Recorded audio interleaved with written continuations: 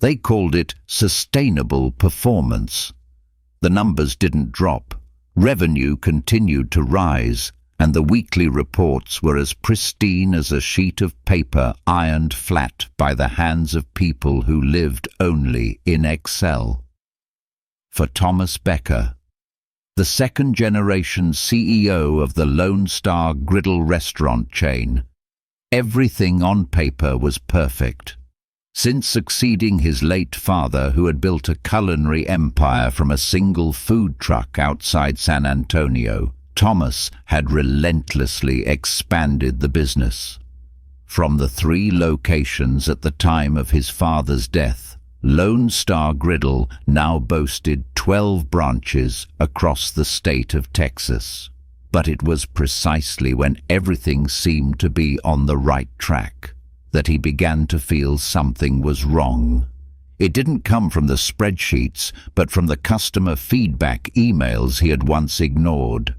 It didn't come from the meetings, but from a former employee who quietly sent a message: "I didn't leave because the work was hard. I left because I was no longer a person there." One night, as he was preparing to leave the office after a boring budget meeting, Thomas happened to walk down the 3rd-floor hallway where the regional operations offices were located. 2 branch managers stood leaning against the wall, talking in low voices, but loud enough for him to overhear. "The staff in Plano keep quitting. The manager says it's because they're lazy, refusing to work the night shifts. Lazy or exhausted from being burned out. I don't know anymore. Something just feels off." Thomas froze, burned out. His eyes landed on an old photograph hanging in the hallway.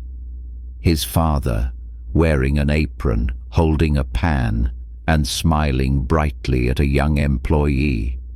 It was a real picture. No PowerPoint could create that look in his eyes. That's when he knew. He had strayed too far from the kitchen. And when you're too far from the roots, you start to believe the cracks in the wall are just part of the design. 3 days later, a man appeared at the Lone Star Griddle branch on the outskirts of Dallas, introducing himself as a new employee transferred from another state named Tom Walker. His hair was cut noticeably shorter, and his worn-out uniform had faint oil stains. No one among the staff recognized him as the man who signed off on the payroll for the entire system. He didn't wear a CEO name tag, just a new guy, in an old store, on a hot day, among a team of employees who no longer believed in the higher-ups. What he didn't know was that, in the next 2 weeks, his life and the lives of the people he had once thought of as labor units would change forever. And it all started with a name on the shift roster. The bell on the front door jingled as Thomas pushed open the glass door and stepped into the Lone Star Griddle branch in the Garland suburb of Dallas.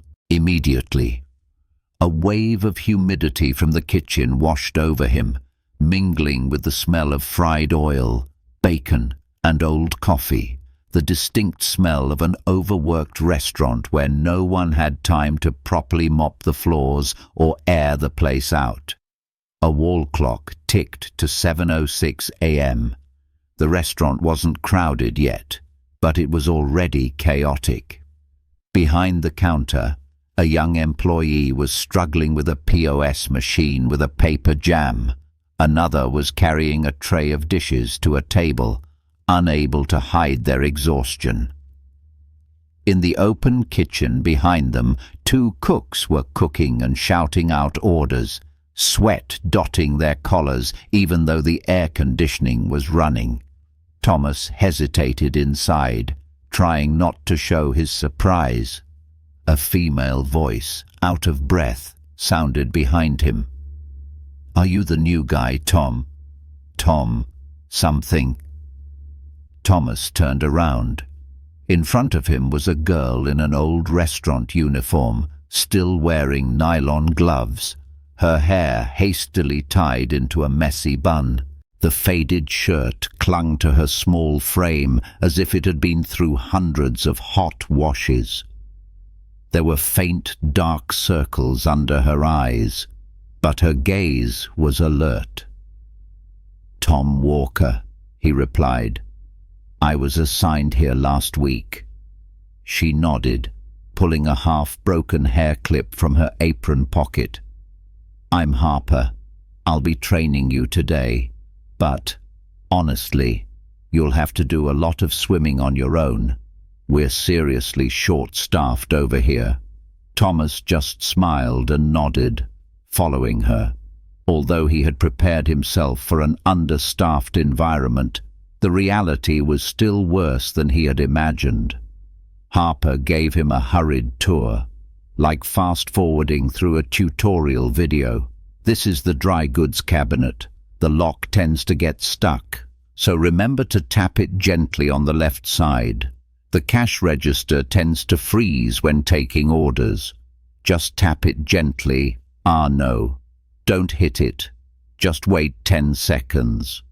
The soda fountain usually runs out of ice at 11 a.m. because no one has time to refill it." These were all small details, but for an executive managing from a distance like Thomas, it was a living map of a place that had been forgotten. Within the first 30 minutes, he could feel the stressful rhythm here. No one complained. No one stopped. Everyone worked as if they were constantly swimming against the current. Thomas noticed Harper didn't just do her job, she also helped the kitchen, covered the order counter when the other person was swamped with customers, and occasionally turned to quickly wipe a table no one had cleared. She moved constantly. But she didn't forget to smile at customers, bow her head in thanks, and even apologize on behalf of someone else who had served the wrong dish. The moment that made him pause was when a middle-aged customer grew angry over receiving the wrong order, even though Harper wasn't the one who took it. "Don't you understand English?" the man snapped, his voice condescending. "There's no reason to wait 20 minutes for a pancake." Harper didn't make excuses. She bowed her head and said softly, "I'm very sorry, sir. I'll remake your meal right away." She turned to leave, but Thomas saw it clearly. Her hand tightened on the tray, her fingernails digging slightly into the plastic edge. Her eyes, in the brief seconds she had her back turned, flashed with a deep hurt. But she swallowed it all, returning with a faint smile.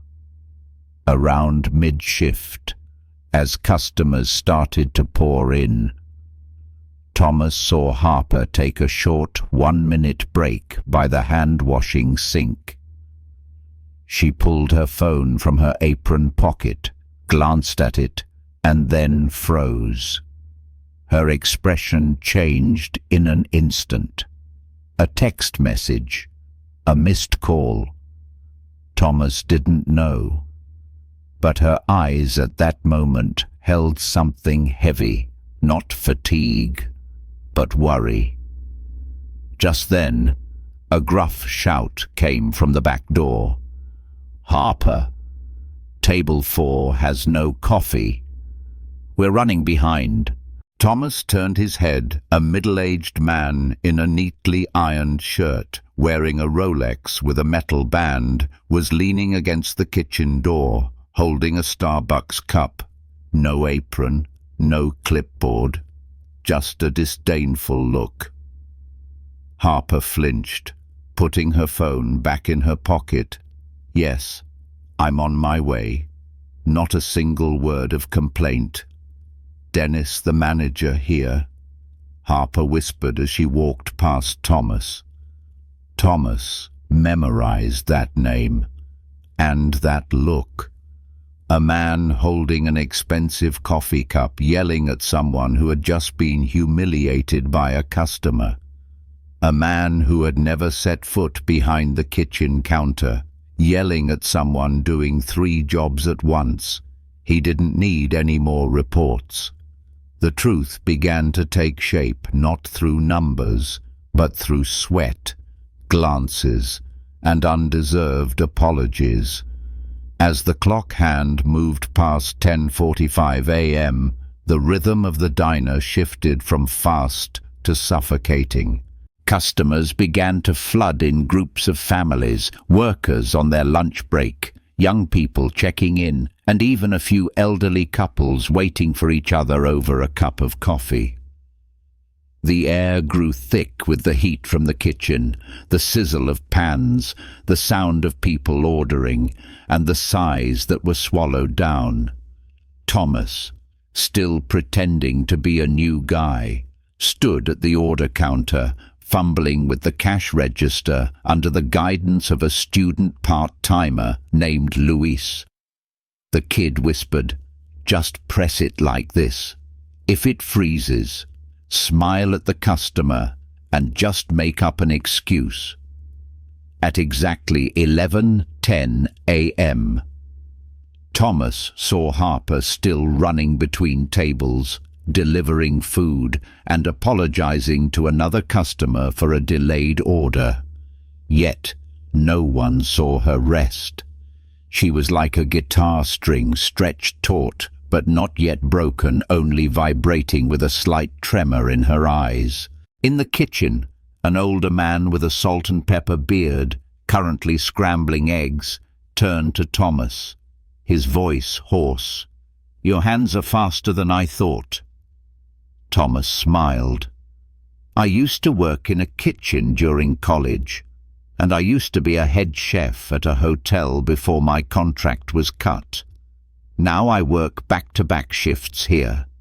His name on the tag read Ray. Thomas glanced around quickly. There were 3 people in the kitchen for the entire restaurant.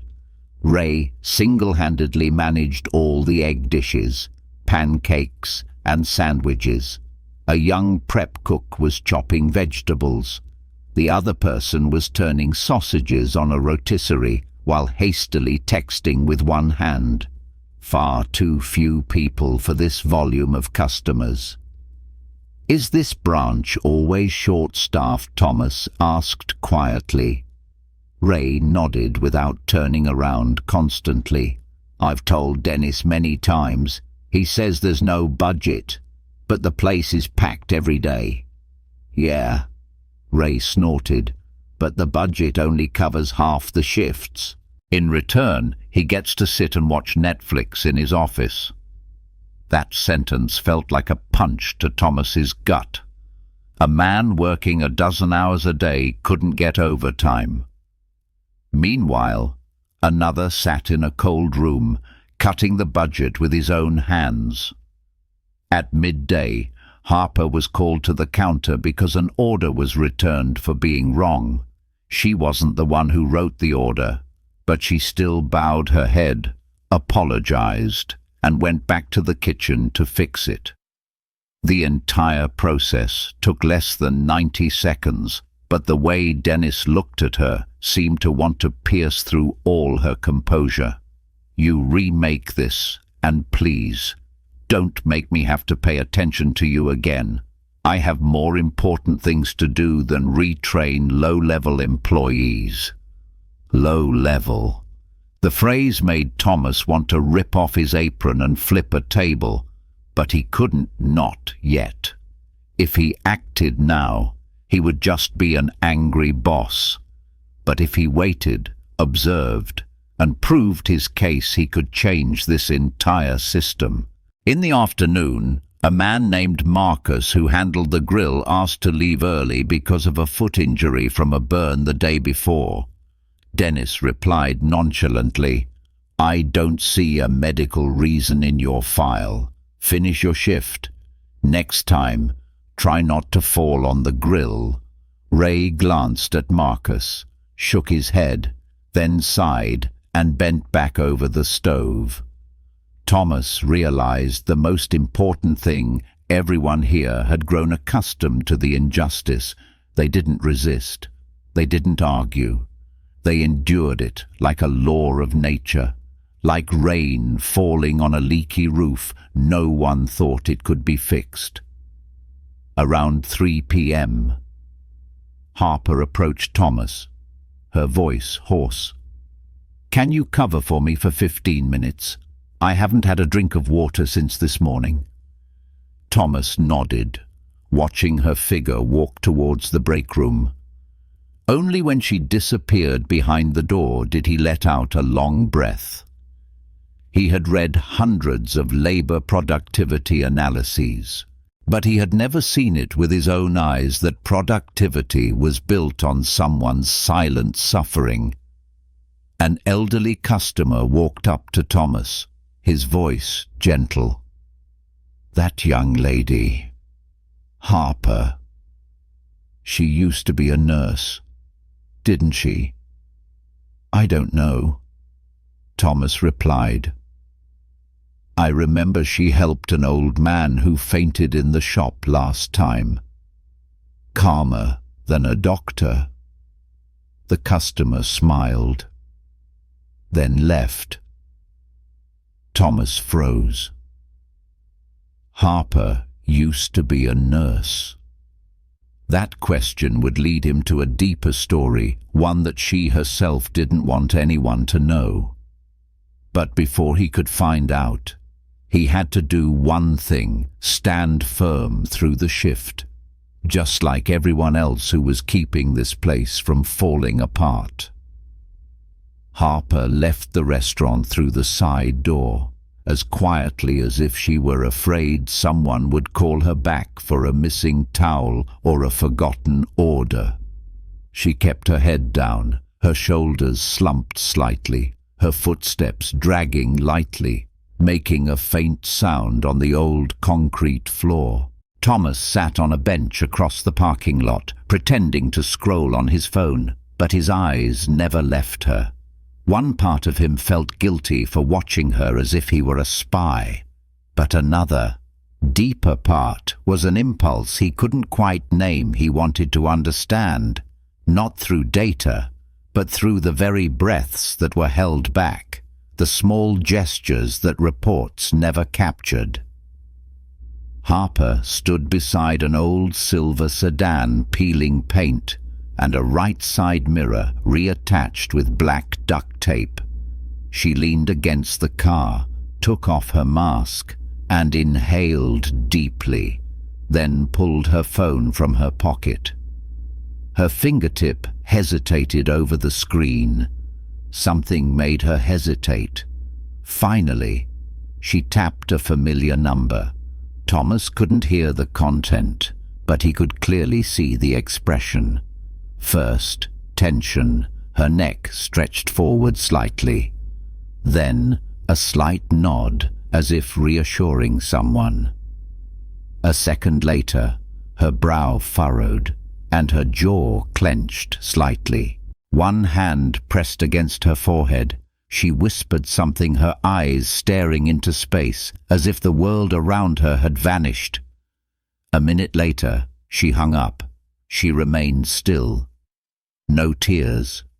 But the way she exhaled long and heavy made it clear to Thomas something was weighing on her that was more than just physical exhaustion. Harper got into the car but didn't start the engine right away. She sat there for a moment, just staring ahead. Thomas didn't leave. He just sat there, in the sweltering heat of the Dallas afternoon, next to the car of a woman who was struggling to hold together the remaining pieces of a life no one saw. Finally, Harper started the car and left the lot. Thomas remained seated, as if glued to the stone bench. A part of him, the part that once believed everyone has a choice, was beginning to waver. There are people who don't leave not because they're too lazy to change, but because they have no other shore to swim to. That evening, Thomas returned to the cheap hotel he had rented to maintain his cover. In the small room with a crack in the wall and the groaning of the air conditioner, he sat on the edge of the bed, his laptop open, but his fingers still. The yellow light on the blank wall seemed to reflect the state of his mind. An unsent message appeared on the screen.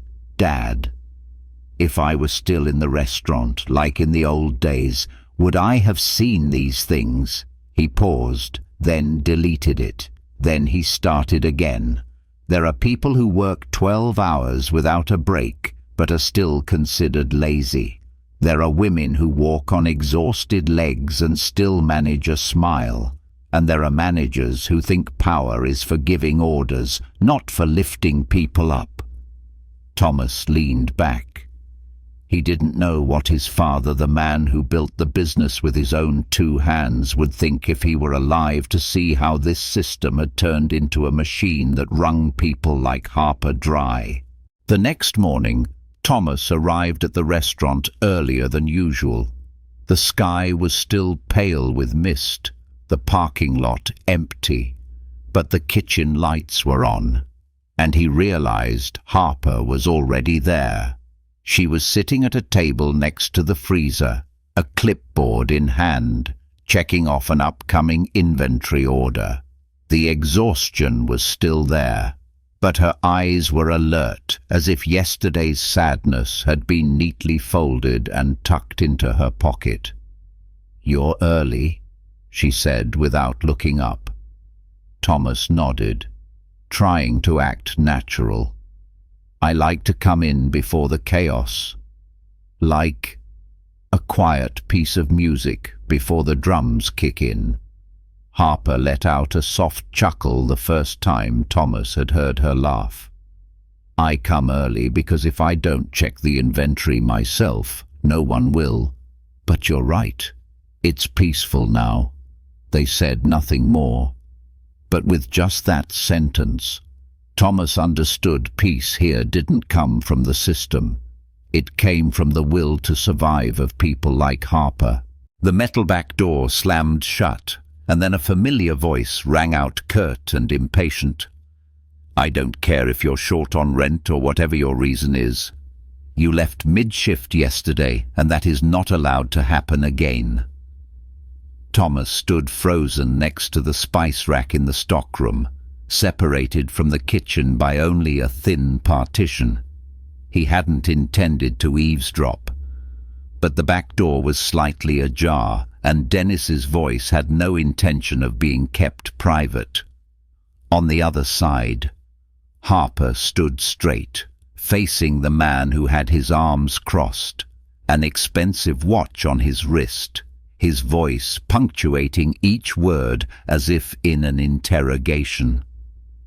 "I stayed overtime," Harper replied, her voice not loud but clear. "My shift ended at 3. I worked until 4. You saw me. No, you leave when I tell you to leave. And if you want extra hours, you should prove you deserve them." Thomas slowly clenched his hand into a fist. That statement was no longer management, it was a threat. And nothing in the way Dennis spoke suggested this was the first time. Harper was silent for a few seconds. When she spoke again, the tone in her voice was different, tired, her patience worn thin. "I requested extra hours last week, but you cut my schedule. You didn't even reply to my email. I was busy." Dennis shrugged. "I choose the people I trust. And you're testing my patience." Thomas heard footsteps. Harper was walking away. No resistance, no tears. Just quiet resignation, as if she had grown used to not being trusted enough. The door opened. Harper walked out with an expression as if nothing had happened. She returned to the counter area, picked up a mop, and began cleaning the order station. No one else in the restaurant knew the conversation had taken place. If he hadn't been standing behind the partition, Thomas wouldn't have known either. That very afternoon, Thomas decided to break the rules. While preparing a customer's lunch order, he went to the internal storage area where employees submitted shift schedules, change requests, and internal emails. He asked Ray to watch the kitchen for 10 minutes, then walked over to the office computer in the small break room. Under his new employee login, he couldn't access executive documents, but he found the request archive where employees sent their requests for extra hours. Flipping through the previous weeks, he saw Harper's name appear at least 3 times, an email requesting extra morning shifts because her sick mother couldn't babysit, a request to switch from night shifts to weekends to study for a recertification, a response marked as seen but unanswered, all ignored. Meanwhile, another employee noted by Dennis as a favorite was approved even when they missed the deadline for schedule registration. No spreadsheet could reflect that kind of favoritism. At the end of the lunch rush, Thomas found Harper in the walk-in cooler, stocking new milk and bread. He stepped inside, his voice gentle. "I overheard part of the story this morning. I'm sorry if I intruded." Harper froze, but didn't take her hands off the crate. "It's okay. Everyone hears things here. They just don't say anything." "Do you think Dennis is cutting your hours on purpose?" Thomas asked. Harper set the crate down and sighed softly. "I don't think he has to do it intentionally. He does it because he can. He doesn't need a reason. Why not leave?" She was silent for a long moment. Then she looked him straight in the eye. "Because rent doesn't wait for me to find another job. Because my mother is sick, and I'm the only one with an income in the house. Because I've already lost too much." "Lost what?" "My pride." The answer was short, sharp, and heavier than any other reason. Thomas said nothing more, but in his mind, the scattered pieces were beginning to fit together. She used to be a nurse, now she was a part-time server. She used to study health, now she had to fight for every shift just to survive. He realized the woman standing before him drenched in sweat, her hands dusted with flour, and her eyes no longer expecting a miracle, was the true soul of this place. The afternoon heat descended upon the parking lot like a silent, heavy blanket. While most of the staff took turns catching a quick break, the kitchen in the back still emitted its familiar clatter. Harper had gone home early, or rather, had been sent home early because Dennis said he didn't need extra people. Thomas returned to the counter area, preparing for the afternoon rush with Ray. Then the sound of the door being pushed open forcefully drew his attention. A young woman, hair in a low ponytail, cheeks flushed, and her uniform slightly wrinkled, hurried in, her bag slung crookedly to one side, a few wet spots on her shoulder that looked like sweat or spilled milk. She was Maria, the night shift employee, whom Thomas knew was a single mother with a young child. As soon as she entered, Maria apologized for being a few minutes late. She went straight to the restroom, then came out with a flushed face, trying to even out her breathing. The night shift began in chaos. The restaurant was full, the kitchen was overloaded, and the payment system froze twice in a row. Maria took orders, turned to coordinate with the kitchen, and fumbled to check her phone, just a quick glance. Each time pulling down the screen before quickly putting it away, Thomas saw, and, unfortunately, Dennis saw too. From behind the cash register, Dennis stepped out, his voice louder than usual, intentionally for the whole restaurant to hear Maria. "Are you texting on the clock again?" She flinched, trying to explain, "I was just checking if the babysitter had picked up my daughter. She had a fever this morning." "Oh, your daughter has a fever, so why are you at work? Or do you think this place is a daycare center?" Dennis smirked, his voice dripping with sarcasm. The entire restaurant fell silent for a few seconds. A nearby customer turned away, annoyed. A young employee looked down, pretending to wipe a table. Maria stood frozen. Her face turned red, but not from embarrassment, it was from holding back tears. Thomas tightened his grip on the plastic coffee cup he was holding. He wanted to step in, to shout that this was unacceptable, but he couldn't yet. The anger needed to be held back for the right time, the right place, not because he was a coward, but because he wanted the change to be about rebuilding, not just retaliation. At the end of the shift, Thomas waited in the storeroom where Maria was arranging cleaning cloths and spice containers. He approached her, his voice gentle. "Maria, are you okay?" She nodded, but didn't look up. "I'm okay. Just tired and sleepy. My daughter had a fever last night, so I was up all night. You don't have anyone to cover your shift. I texted Harper, but her hours were cut too. No one else would take it. What about Dennis? I don't text him anymore. The last time I asked for time off to take my mum to the emergency room, he put unexcused absence in my file. I had 2 shifts cut the following week. Thomas didn't ask any more questions, because he already knew more than enough. On the way back, Thomas drove slowly through the poor neighborhood near the restaurant.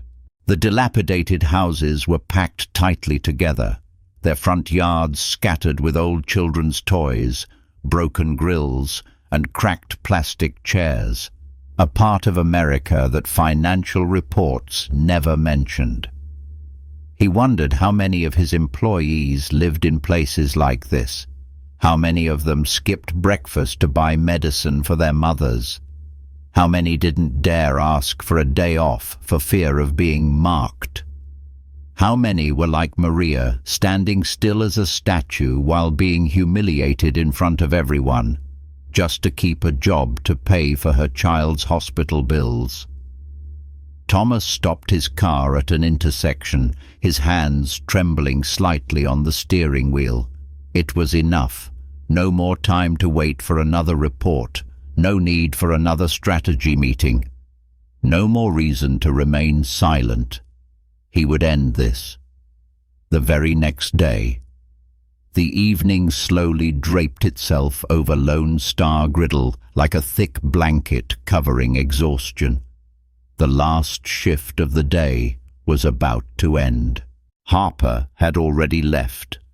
Maria was washing trays at the back sink, her hair messy and her sleeves stained with dough.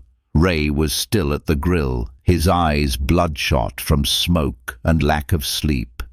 Dennis, as usual, sat quietly in the glass office at the back, his fingers swiping on his phone, feet propped up on a chair, the light from the screen illuminating his indifferent face. Thomas stood at the counter, wiping the coffee machine, but his mind was as tense as a drawn bowstring.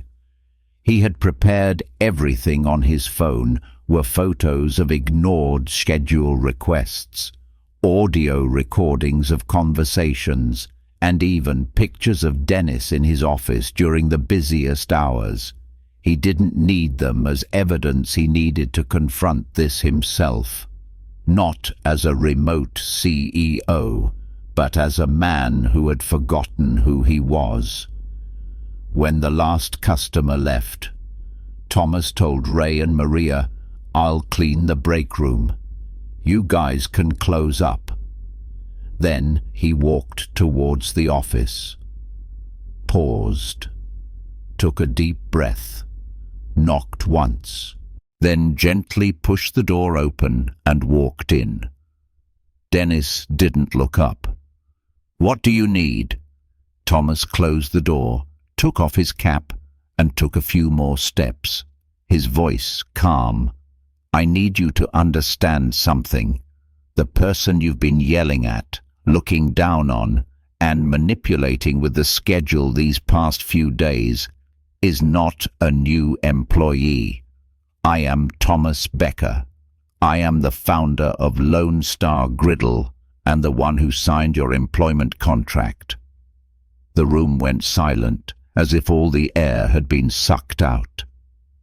Dennis looked up slowly. His face showed disbelief, which then turned to coldness, then shock. "Are you serious?"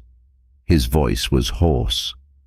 Thomas took his phone from his pocket, opened the browser, and scrolled down to the leadership section on the company website. His picture appeared clearly: Thomas Becker, CEO and founder. Dennis stared at the screen, then glanced back at Thomas. He swallowed hard. "All right, I don't know what you're trying to do, but if this is some kind of test, it's going too far." "It's not a test," Thomas replied, his voice not loud but steady. "This is an intervention, and this is the end. For you." Dennis stood up, his chair sliding back. "Wait a minute. What do you think I did wrong? I keep things running." "Right. The reports are great. Profits are up, and customers keep coming back, and the employees are exhausted, humiliated, and afraid to even ask for a day off. You manage with threats and deceit. That's not management. That's abuse of power." Dennis lowered his voice, trying to regain control. "But you don't understand this industry. If you don't tighten the screws, they get lazy. I've managed 3 restaurants, and it's the same everywhere. I don't need anyone to teach me about this industry." Thomas took a step forward. "I've washed pans, mopped floors, and waited tables. But I have never made a single mother hold back tears for asking to leave early to pick up her child." Silence. Dennis didn't respond. He just stared at him, his hands clenched into fists. "You're fired. Effective immediately. Your salary and benefits will be audited, but don't expect anything out of gratitude. Pack your things and leave this place. This is no longer your backyard." Dennis's face turned red, not from shame, but from being unmasked.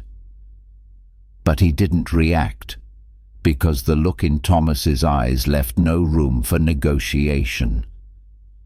When he walked out of the office, the staff was standing silently behind the counter. Maria looked up first. Ray stared, his hands still wiping a knife. A few others stood further away, not understanding what had just happened, but sensing something had changed. Thomas looked at them, his voice firm. "Dennis has left the system. Permanently." The whole room froze. Then the look shifted from surprise to hope. Maria dropped the cloth into the sink. Ray snorted, then smiled slightly. Finally, Thomas turned to Harper, who had just walked in for her night shift, stunned. "He's gone," he said. She looked at him, disbelieving.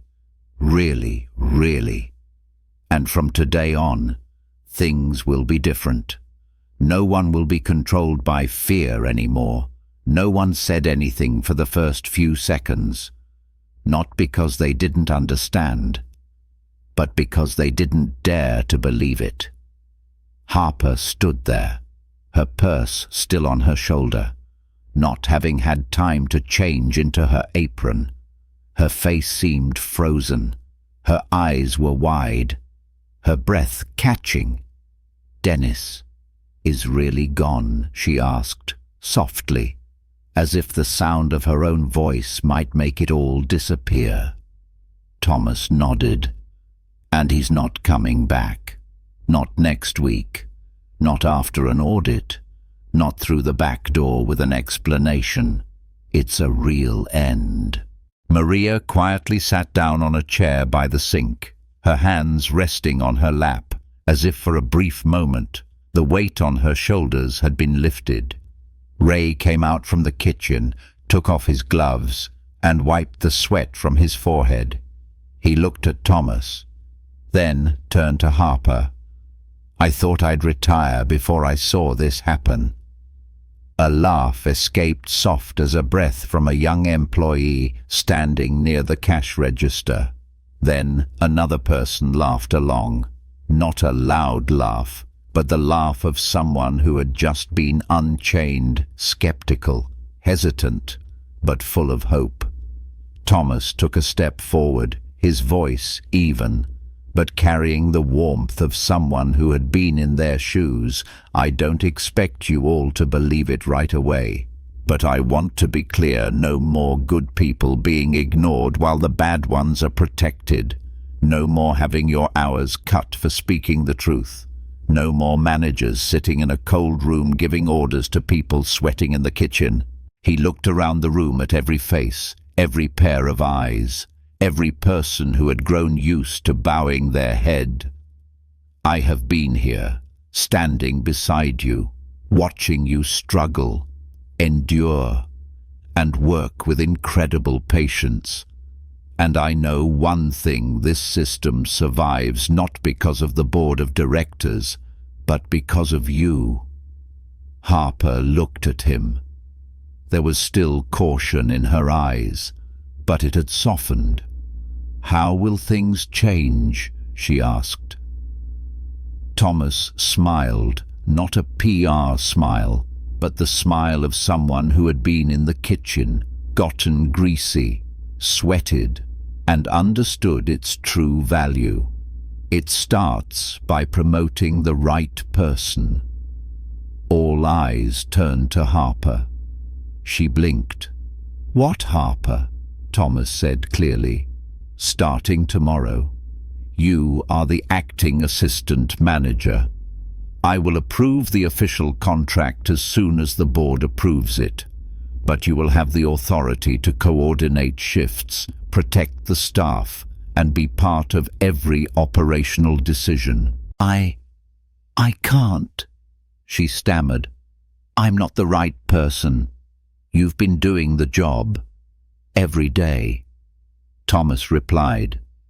"You just didn't have the title or the pay you deserve. Now it's time for things to be put right." Maria burst into tears.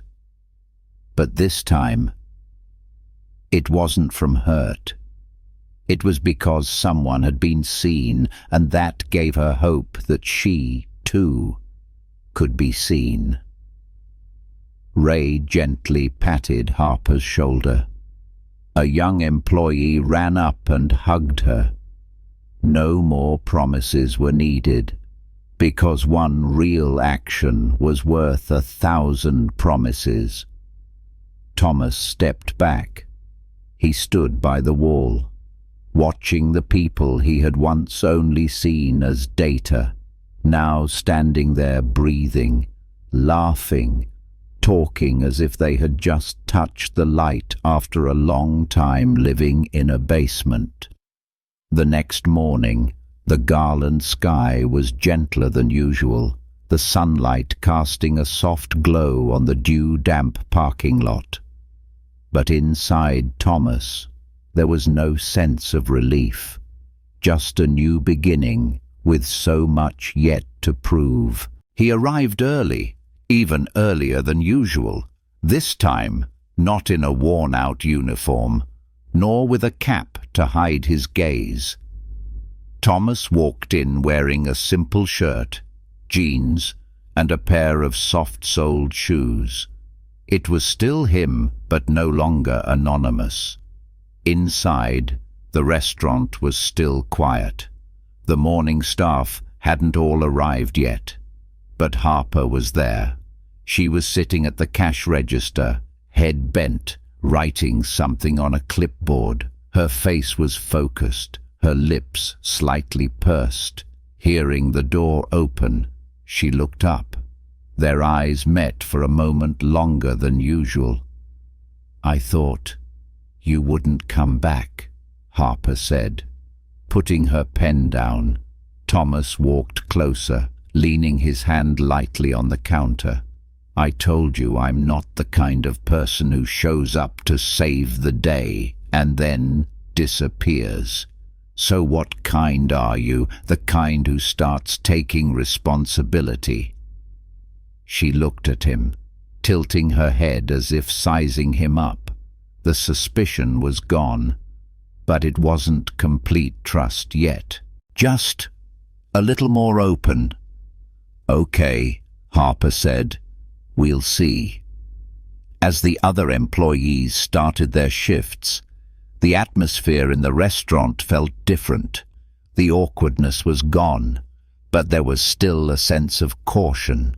People greeted each other more softly. A few glanced at Thomas, then looked away, not out of fear, but because they didn't know how to act around a boss who had once pretended to be a new guy, who had carried plates, cleared tables, and now was standing beside them like a colleague. Thomas didn't shy away. He helped clear tables like the day before. He brought dishes to tables like the day before. He helped Ray clean the kitchen like the day before. No one asked any questions, but each action was like a small stone thrown into a pond. The ripples spread and trust slowly began to build. Around mid-shift, when the restaurant started getting busy, Harper pulled Thomas aside. "You know," she said, holding a clipboard, her eyes not leaving the shift roster. "I used to be someone who really believed in the system, that if I worked hard enough, long enough, someone would notice. And then you met Dennis. And then I understood no one was coming. No one was paying attention. No one was standing up." Thomas didn't answer right away. He knew this story wasn't just about Dennis. It was about faith eroded by time and silence.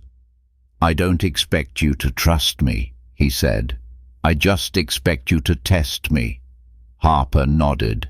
For the first time, her eyes softened, no longer guarded, but with a flicker of hope, a small one, but it was real. At the end of the morning, Thomas held a brief meeting in the small break room. No PowerPoint, no performance charts. Just one person sitting in a circle of people who had once been statistics. "I know last night was a shock, but today we start over from the inside. Anyone who has ideas, questions, or needs something changed, speak up. I'm not good at reading minds, but I promise to listen." Ray spoke first. "I don't need overtime. I need a real prep cook. I'm 62 years old." Everyone laughed. Thomas nodded. "Prep cook, that will be the first hiring priority." Maria timidly raised her hand. The schedule. Can I proactively propose my hours instead of waiting for someone to assign them randomly? Of course, Thomas replied. There will be a transparent scheduling system. Everyone can see it, and everyone has the right to give feedback. A young employee named Nate added, I just want to learn more about the hot kitchen. Right now, I only work the counter, but I want more training. Excellent. Thomas smiled. Internal training will be the next priority. When the meeting ended, no one clapped, no one cheered, but the atmosphere had changed. People looked at each other longer. They nodded, and they began to believe that things could change if everyone participated. In the afternoon, the Texas heat began to seep through the thick glass of the diner. But no one complained. No one whined, because for the first time in months, no one felt like they were alone. Thomas stood next to Ray in the kitchen, his shirt already stained with a few small grease spots, his hands flipping a burger while his eyes scanned the order area. The last time I saw a boss make food was, well, never, Ray said, a hint of humor in his voice. The last time I worked in a kitchen was in 2002. I used to be the opening shift leader at my dad's sandwich shop in San Antonio. Thomas replied, sweat dripping from his temple. How does it feel? Like finding something I dropped a long time ago. Ray laughed. Not because a wealthy boss was personally manning the grill, but because in this man's eyes there was honesty. And in this industry, that was as rare as a slow day without being short-staffed. Harper, now the acting assistant manager, stood in the main dining area with a clipboard in hand. But instead of just taking notes as before, she proactively asked each person, do you want to change any of your shifts for next week? Nate, if you want to move to the hot kitchen, I'll teach you the first few techniques. Deal Maria, you can take Wednesday morning off. I'll cover for you. Though still hesitant, people responded, not with shyness, but with the nod of people who were beginning to understand their right to speak up was returning. Around 3 p.m., the restaurant had a temporary lull. Thomas sat down at a corner table, drinking a glass of ice water, letting out a long breath. Harper sat across from him, holding a small file. I've rearranged the schedule for the whole next week. A few people will get more hours. No one's hours were cut unless they requested it. Good. There were also 2 job applications from last week left in Dennis's desk drawer. I called both of them. One can start next week. Very good. I also wanted to ask, if it's okay, I'd like to include Ray in the interview process for new hires. Why? Because he knows who can do the job better than anyone, and because for the first time I want the people who actually do the work to have a say in who stands beside them. Thomas nodded, his eyes lighting up. Have you thought about becoming the official manager yet? Harper paused, tilting her head, her brow slightly furrowed. I'm not sure I want to sit in a chair that once belonged to someone like Dennis. Then sit in it, and make it nothing like Dennis, Thomas replied calmly. Harper didn't say anything more, but her eyes no longer avoided his. At the end of the day, as everyone was cleaning up to close, Maria stopped by Thomas, still holding a wet cloth for wiping tables. I just wanted to say, I've never seen a boss who didn't disappear after the first day. I've never seen a restaurant that made me want to stay for more than 3 days." Thomas laughed. "But what about now? Now I'm thinking maybe I've been missing the most important place." Maria smiled, turned, and continued her work. That evening, Thomas didn't leave right away. He stayed for another half an hour, sitting alone in the kitchen, amidst the faint smell of old oil and the cold air from the nearby freezer.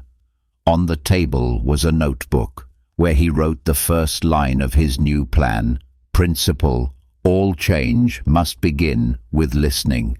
He knew there was still much to do: hire more people, retrain managers, establish a transparent complaint system, audit the shift distribution across the entire chain. But he also knew the smallest flame can illuminate an entire system if it's kept burning long enough. 2 days later, on a quiet Friday morning, Thomas sat in his usual corner of the diner, a cup of black coffee in hand, looking through the smudged glass window at the gradually filling parking lot. The glass reflected his thin frame, his eyes deep-set but clear. Something had changed, not in the restaurant structure, but in the way he saw people. The back door swung open. Harper walked in, hair in a high ponytail, clipboard in hand, no longer with the timid look of the first days. She smiled slightly. "Ready for a busy day?" Thomas nodded. "Ready to see you do a better job at coordinating shifts than I ever could." She raised an eyebrow. "So, can I approve new hires? You don't need to ask me anymore. From today on, you and Ray are the hiring department for this branch." A few hours later, in a brief, unannounced meeting, Thomas stood before the entire morning and afternoon shift staff. His voice even and slow. "I know we're just getting started, but today I want to ask you all one thing. If you had the power to choose a new manager for this branch, what kind of person would you choose?" No one spoke right away. Then Maria, still wiping dishes, spoke softly. "Someone who knows our names, not just our shifts." A young employee added, "Someone who doesn't see us being tired as a reason to cut our hours." Ray spoke last, concisely. "Someone who can clean the kitchen without being ashamed of it." Thomas was silent for a few seconds, then turned to Harper, who was standing at the back of the room, her hands by her side, but her eyes wide. "Did you hear that?" Harper bit her lip and nodded. "They don't want someone who's good at giving orders. They want someone who knows how to work alongside them. I think I can learn to be that person." "You don't need to learn," Thomas said. "You just need to keep remembering who you are." That afternoon, after the rush hour, Thomas sat in Dennis's old office, now clean, tidy, and filled with real light. On the desk were new job applications, a new shift plan proposed by Harper, and an unsent email to all senior managers in the system. Thomas took a deep breath. He looked around. Many eyes were fixed on him, some tense, some hesitant, but no one looked away. From today on, every Lone Star Griddle branch will establish an employee representative committee consisting of at least one person from the kitchen, one from the counter, and one from the serving staff. They will have the right to give direct feedback on operations every month. No manager will be allowed to change schedules without confirmation from this group. And one more thing, you may not like it, but I have to say it. If you manage by instilling fear, Then don't wait to be audited. Leave this company before I get there, after the meeting. Harper received a text from Thomas. I'm heading to the Denton branch tomorrow. Do you think I should pretend to be a grill cook or a busboy? She replied, Busboy, but remember to bring a towel. Customers there spill a lot of water. On his last night in Garland, Thomas stopped by the diner this time not to go into the kitchen, not to check files, not to give a speech. He just sat in a corner, ordered a plate of pancakes with apple syrup, the dish Harper said was the best, as long as Ray doesn't burn it. Harper brought the dish and sat down next to him. I've thought about it, she said. I'll take the official manager role, but I have a condition. Name it. I want to hire from people who have never had a chance. People like me last year. And if they don't know anything about restaurants, I'll teach them. Then you'll do a better job than anyone I've ever appointed. Thomas replied. On his way out, Thomas looked back one last time. The old sign, the yellow lights, the clatter of pans, it was all the same, but he knew what had truly changed was on the inside. He used to believe that success was about expansion. Now he understood success is when the most overlooked people are seen, heard, and empowered to stand up. And sometimes, all it takes is one person to go back to the kitchen, not to give orders, but to wash pans alongside the staff, to reignite an entire system that was slowly growing cold. There are people who don't need to be saved, they just need to be believed in. There are places that don't need to be reformed, they just need a real heart standing in the middle of the crowd. And there are stories that don't begin with strength, but with a look deep enough to see what others have missed.